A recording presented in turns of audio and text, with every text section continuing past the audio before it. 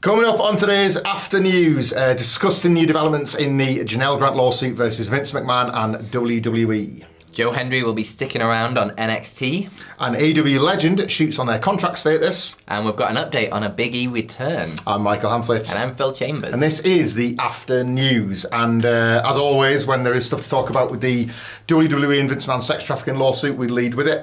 It comes with all the usual warnings about the sort of content that we're about to discuss. If any of this is a problem for you, you can skip forward onto the next news. And as always, we will offer the opportunity to donate to RAIN and provide links to various other causes for anybody affected by the things we're going to discuss here. But yes, there has been a bit of an update. Obviously, things went on hold as part of the federal investigation. But there has been a development yesterday after lawyers for Janel Grant fired a discovery petition against Dr. Carlon Kolker and the clinic Peak Wellness Incorporated. This was related to a situation in which Janel Grant was prescribed medication from the clinic and from the doctor specifically.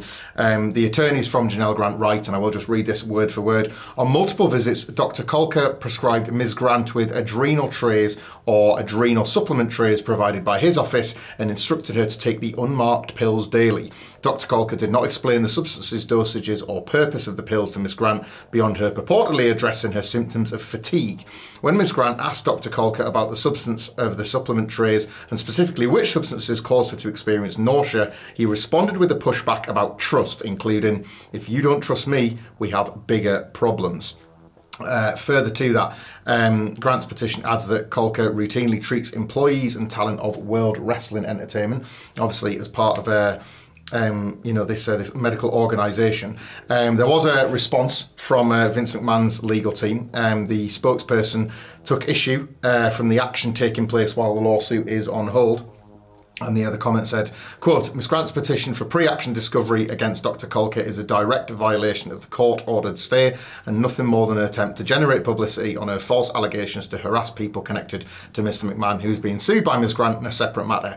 The facts are that Ms. Grant told Mr. McMahon she was fatigued and asked him to recommend a doctor. Ms. Grant called Dr. Kolker and became a patient of his. Her statement in the filing is inconsistent with her prior remarks. Ms. Grant never had anything but good things to say about the doctor when speaking to Mr. McMahon and others about him." Ann Callis, Janel Grant's attorney, responded to that, saying, "We did not violate a federal stay by filing a stay action against a non-defendant."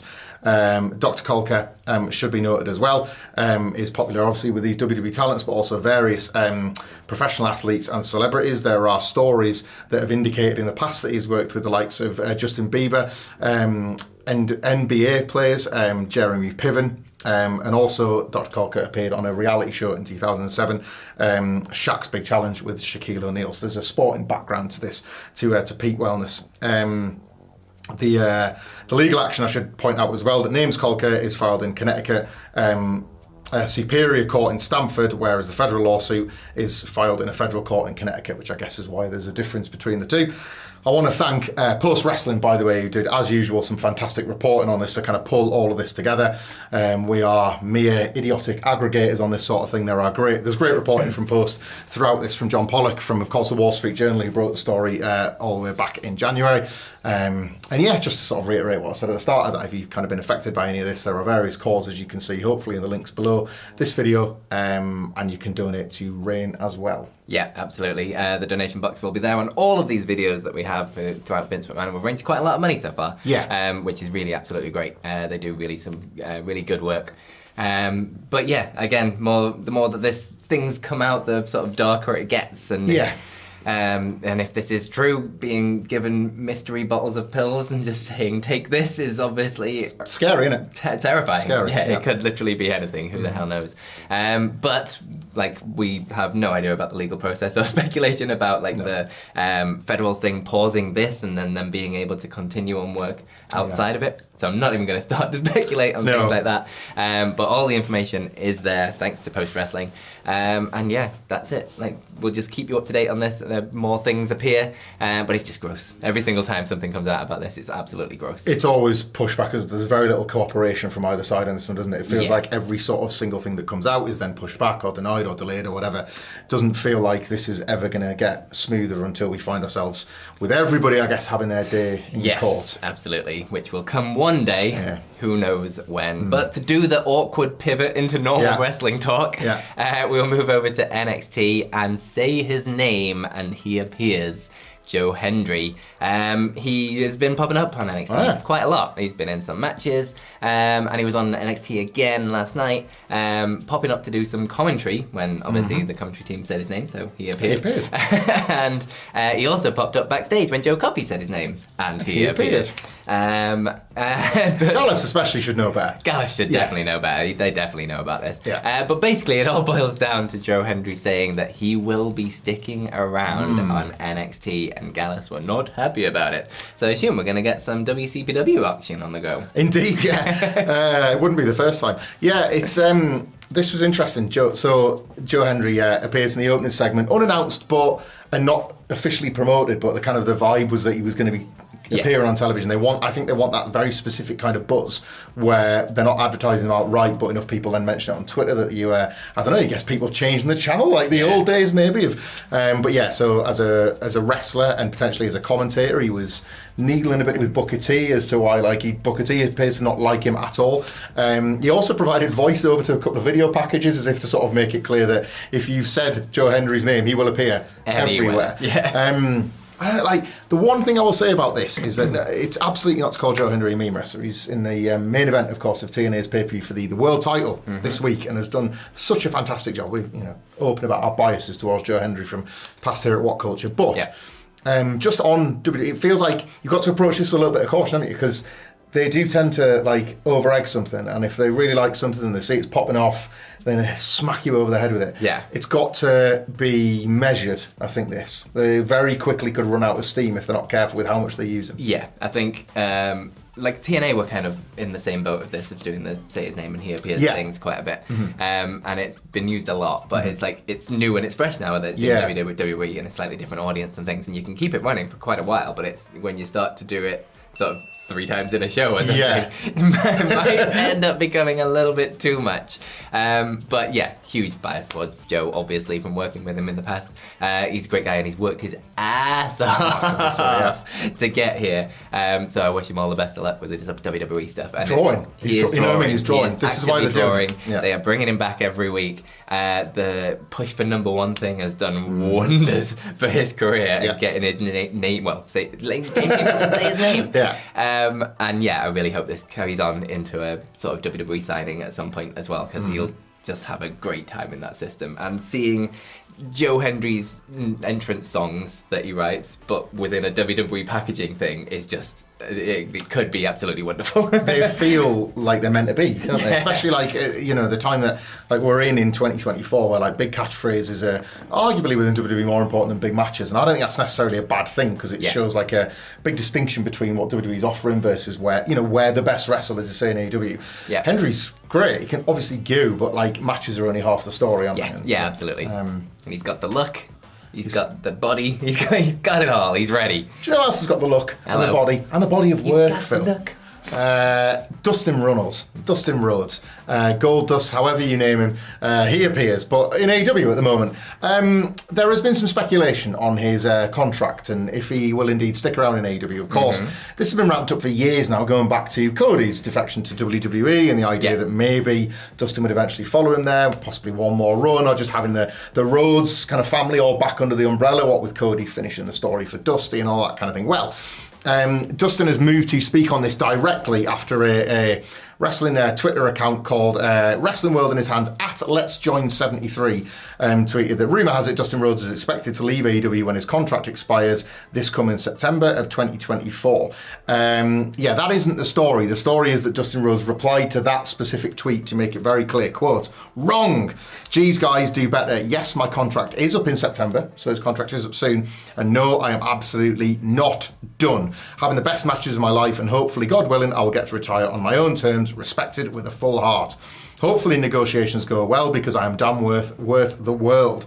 The only things that matter to me are taking care of my family first and foremost and finishing up when I am ready how I envisage my retirement. Hold off, guys. This business is my life. I love doing it for you while still having fun and able. Keep stepping. Thanks for all the love and support. So interesting that. Like September, yes, is going to be contract season for Dustin Rhodes. And him talking about negotiations and being upfront about wanting to get that bag while the billionaires are throwing the money around. Like, more power to him at this point in his career. Yeah. Still be able to command an awesome wage and talking about how he wants to get his own retirement. I think he stands every chance of getting a AEW deal, but it can't hurt to get that out there exactly specifically where he's at if people within WWE are wanting to make the call. Yeah, like if potentially WWE can go, he wants to end in this career on his terms, what if he does that over here? Yeah. And we just give him some money and say, there you go. I love this. I mean, 100% guy going out to get your bag for what might be the last contract you sign in your career, potentially. So why not put everything you can into getting a big one and doing it on your own terms in the way that you want, with a finishing match and getting to do all the backstage stuff that he does as well. It's 100%. Why the hell not? You know, like an incredible, like near 40-year career, and the world is still his oyster. Yeah. Think of based on, like, let's use Sting as an example this year. The retirement that he could give him would be absolutely wonderful. The retirement that WWE could give him would be, he could be there with his brother. He could be there in the Goldust gimmick, or indeed as Dustin Rhodes. It just feels like every option could and should, by the way, be available to a Dustin Rhodes. Yeah, absolutely. I think he's proven over this AEW run that he can still go when he wants to. Every time they call upon him, like, he smashes it out the park, and it's like, even if it's sort of seemingly random, when it's like, there's a Dustin Rhodes match, and it's like he still puts his all into the Jack Perry one the other week. Yeah, the promo, you're like, oh my god, I think I need to win the belt. That's brilliant, and that's not to say everything that he does behind the scenes in helping people out, and the sort of good word that has been spread about his role backstage as well within AEW of helping out the younger generation and things. 100%. Go for it. Get your bag. Do it how you want to do it. Why not? He absolutely deserves it at this point. Yeah. But speaking of deserving to be able to get out on your own terms. Yes, Big E, we've got an update on his return. Our best friend of the channel. Fantastic guy, nicest guy in wrestling. He's been out of action since 2022. It's been a long time, over 2 years now, with a broken neck, obviously, that he suffered on SmackDown. But he was talking to Chris Vanini on Getting Over about his recovery and his injury, and he's opened up a little bit about like exactly what it is and what is the hold-up about why he's not being cleared. So it's been 2 years and running. He mentions that he broke his C1 in 2 places and his C6 as well. Now, the good news is he's feeling really great. He feels no pain. He's got no discomfort or weakness. His strength is good. And it's kind of, in a day-to-day way, it's healing really well, and he's feeling great about it. However, the issue that is holding everything up is that the C1 is healing fibrously, which is fine for day-to-day life and things, but when you're wrestling and bumping and things, it's a very different matter. It basically means it's not turning into new bone yet. I know. And basically that means WWE won't clear him until that happens. And so that's the kind of waiting game that he's playing as to see when this is. Now, he did say that he'd been down to Cancun for stem cell treatment on it, so he's hoping that that can change some things. But again, it's just a waiting game of wait and see what happens. And as soon as this bone starts healing into bone, not whatever fibrously is, that's when he'll be able to come back. But the good news is that he's not got any pain, he's feeling great, and his movement's great, and his day-to-day life is fine. It's just wrestling is a very different game, and he's going to have to wait until he's ready. It's always one of the things when we talk about Big E's recovery is that, like, what are we asking to recover from? He is a well man, he is a healthy man, he lives a great life, and the life that he's deserved and worked very hard for.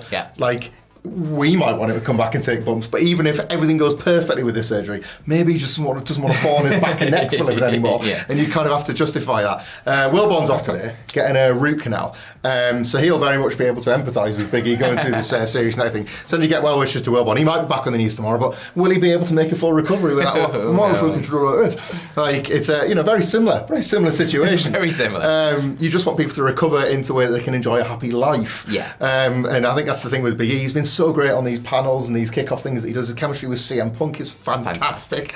Like they feel like a destined to be a double act regardless of when they're like both clear to wrestle. Yeah. Keep them in the suits doing that because they're so much fun together.